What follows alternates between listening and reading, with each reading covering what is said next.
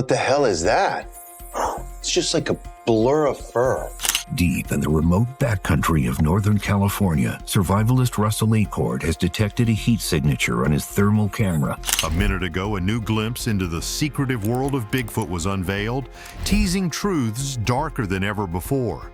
This elusive creature, often felt more than seen, breaks through the shadows in moments so fleeting they barely seem real. Riveting tales from a seasoned river guide who's crossed paths with Bigfoot multiple times pull us deeper into the mystery. Tune in to the chilling depths of this real-life tragic chase. Exposing the persistent presence of Bigfoot. The creature seemed impossible to define, yet it undeniably existed. It wasn't something that could be touched or captured, but its presence was real, lingering like a shadow. The idea first took hold during a conversation with a seasoned river guide. He spoke with certainty, claiming to have seen Bigfoot not just once, but multiple times. One story stood out. The creature had risen to its full height, taken 2 enormous steps, and then crouched back down to continue eating, unbothered by being seen. That story altered everything. From that moment, a deeper truth took root. A belief that Bigfoot was not just folklore, but a reality, perhaps seen by others who did not recognize it or whose minds blocked it out. At night, the camp chilled and a nearby howl pierced the silence. By morning, a strange find by the river would change everything. It was part of the natural world, something that existed alongside humans.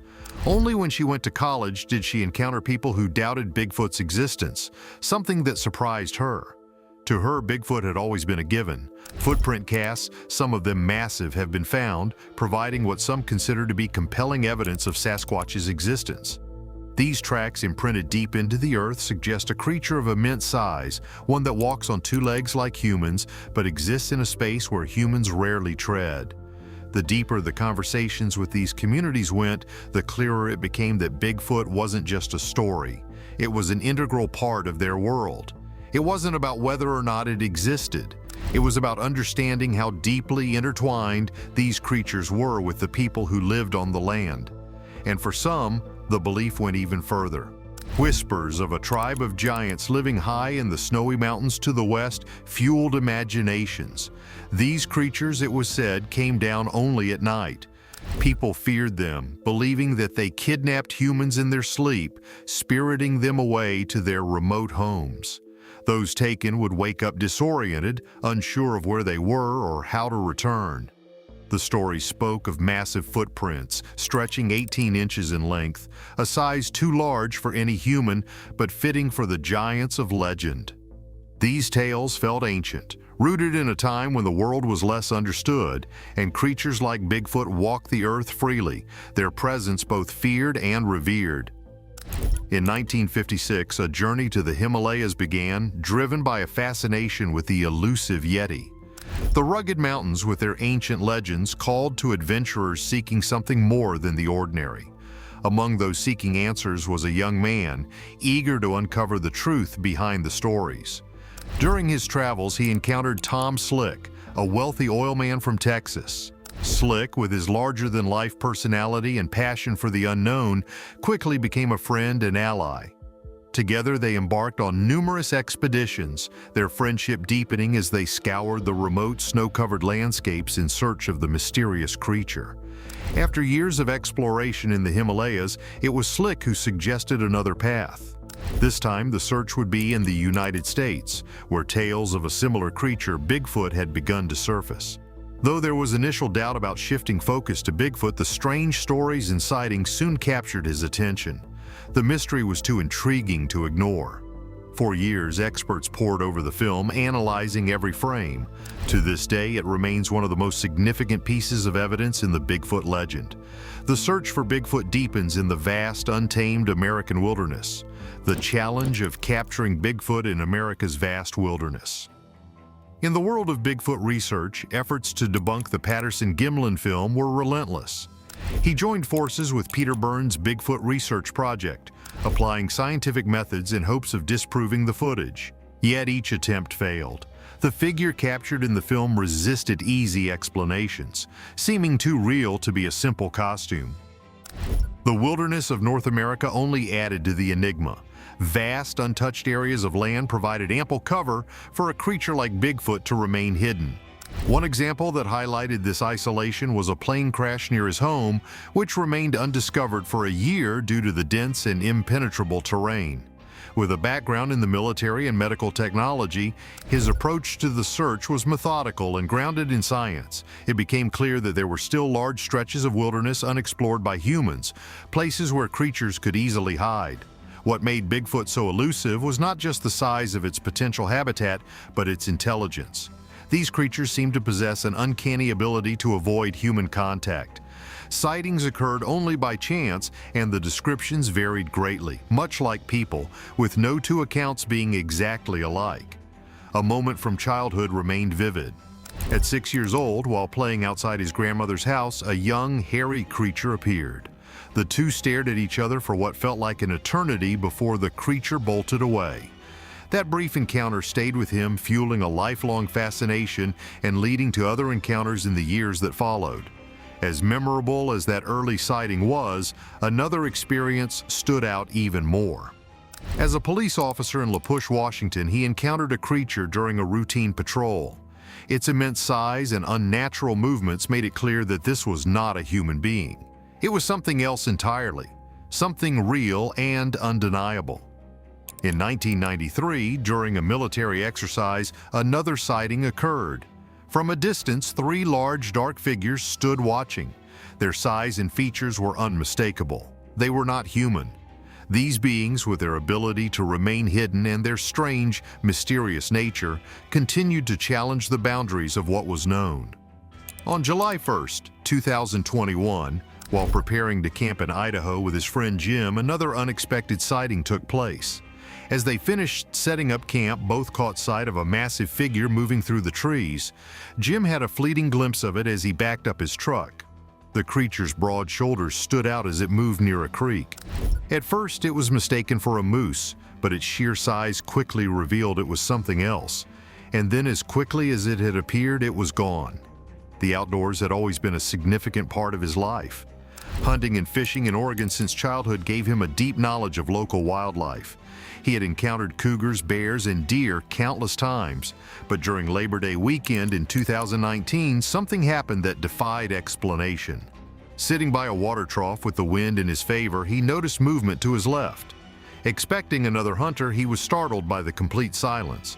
A figure briefly peeked out and then disappeared, only to re-emerge moments later. It wasn't human. This was another close encounter with the creature that many believed didn't exist, Bigfoot. That same year in June, his interest in Bigfoot grew even stronger after hearing about a sighting from a group of loggers. They were working in a remote area known as the Wilson River drainage when, despite the loud machinery, a creature came close. It observed them for a moment before disappearing into the woods. These men, experienced and sure of what they had seen, added another layer of credibility to the growing body of evidence.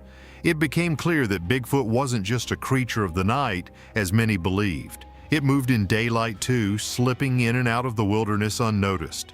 Things took a personal turn when a strange footprint was discovered in the mud outside Thurston, Oregon. It was found by a young boy, and there was uncertainty about whether it was a prank or real evidence of Bigfoot. To gain clarity, they consulted a neighbor who had once worked on a Bigfoot film back in the 1970s. The neighbor, intrigued by the size and shape of the print, introduced them to a river guide who had a deep belief in the existence of these creatures. This guide, confident in what he had seen, claimed that Bigfoot even visited his home regularly. Through these connections, a meeting was arranged with a local man named Daryl, who had witnessed Bigfoot on multiple occasions and believed they lived near his property. The most unforgettable moment came one Christmas day in 1993. While out looking for deer with his nephews, something unusual appeared in the forest. At first, it looked like a tangled mess of roots, but then it stood up. The creature disappeared quickly into the trees, but the image stayed. The mind tried to dismiss it as a bear, but deep down there was no denying the truth. It was Bigfoot. Over the years, conversations with locals revealed many similar experiences.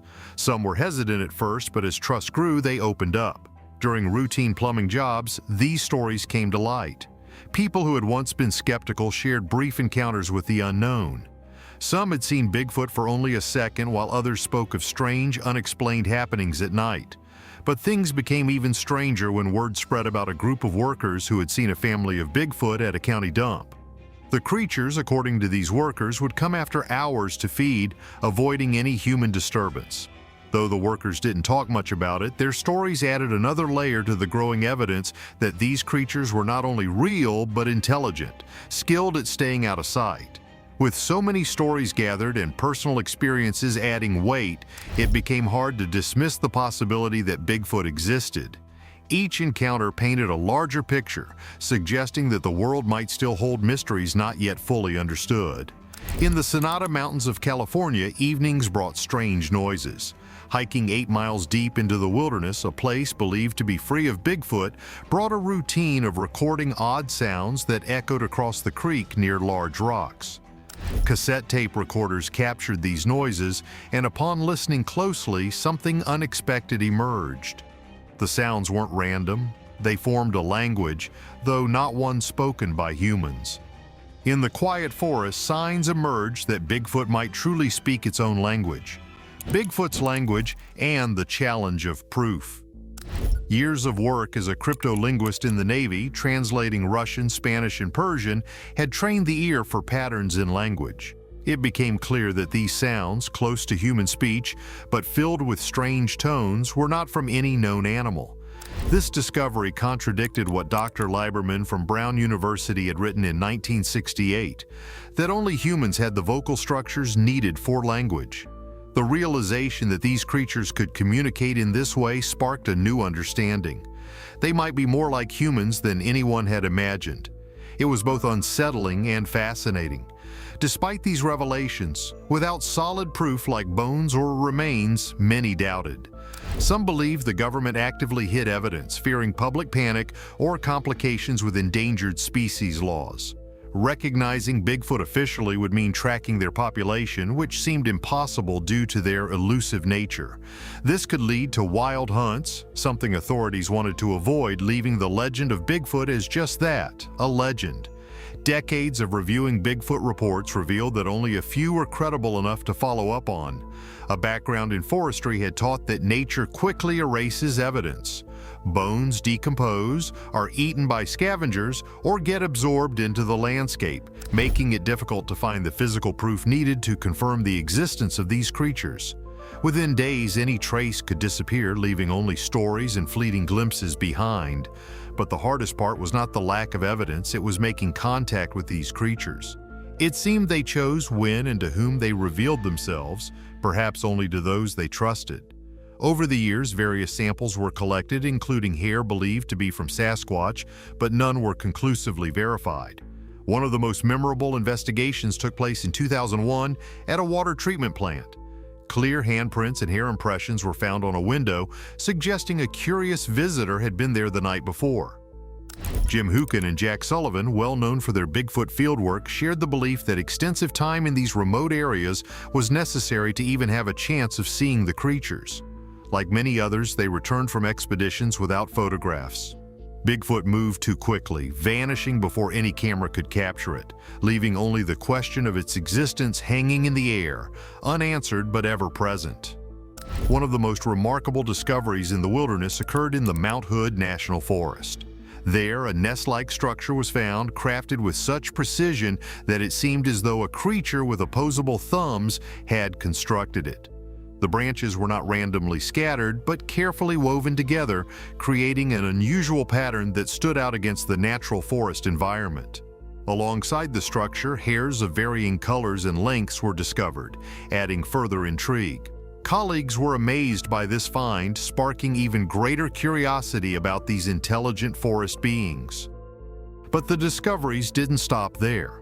Throughout the woods, strange tree formations were found, branches and trunks arranged with deliberate care as though marking something. These formations, combined with rare but consistent sightings, continued to fuel the mystery.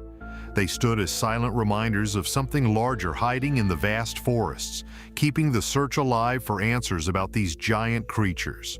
There is a growing belief that these creatures might belong to an ancient branch of the human family tree. Just as Neanderthals and Cro-Magnons once roamed the Earth, these beings could be another distant relative. The idea that Bigfoot might be connected to humanity is both surprising and exciting. For some, this connection is unsettling, but for others, it opens up a new way of understanding evolution and the natural world. These creatures, often called Sasquatches, might represent the most unchanged form of humanity, living in the same way humans did thousands of years ago. In many ways, they could be seen as the truest version of what humans once were, existing in harmony with nature, free from modern society's pressures. Their survival relies on remaining hidden. Human contact poses risks, not just through physical harm, but through diseases and environmental destruction. Though humans may not be an immediate threat to them, the damage done to their habitats, much like the harm done to our own environment, continues to endanger their existence. Preserving their way of life means protecting the forests and wild places they call home. Yet the inevitable question lingers. What will happen when a Bigfoot is found? Like all living creatures, these beings must eventually die. One day, a body will be discovered, and that will change everything. The discovery would raise countless questions. How much land would need to be preserved for their protection? What would happen to industries like logging, hunting, and tourism in these areas? Some might even try to keep the discovery hidden to avoid disrupting the economy, putting financial concerns above the scientific value of such a monumental finding. If Bigfoot is officially recognized, especially in places like Oregon, it could be classified as an endangered species. This would trigger legal protections and force wildlife officials to create strategies for its conservation. But acknowledging such a creature would bring about enormous challenges. Research would need to ramp up, and decades of sightings would need to be reviewed. The resources required to study and protect this species would be vast. There are also whispers that the U.S. government might already know about Sasquatches. Some believe the creatures have been quietly handled by authorities, not out of national security concerns, but due to economic impacts. The fear of what widespread knowledge of their existence might mean for local economies likely outweighs any official recognition. Encounters with Sasquatches are often described as a mix of awe and terror. Witnesses frequently speak of an overwhelming sense of fear when coming face to face with the creatures. These moments challenge everything they thought they knew about the world. Even seasoned outdoorsmen, accustomed to the wilderness, are shaken by the experience. The emotional toll is significant, often leaving people questioning their perception of reality. After such encounters, many struggle to reconcile what they've seen with their understanding of the world. Their minds attempt to rationalize the experience, but the memory lingers. As a result, some turn to hypnosis, hoping to recall and process the event in a way that makes sense. Revisiting these moments under controlled conditions allows them to confront the reality of what they saw without the initial shock. Was Bigfoot a result of collective imagination, or have you encountered evidence that this elusive creature truly exists? Let us know your thoughts below, and don't forget to like and subscribe for more mysteries unveiled.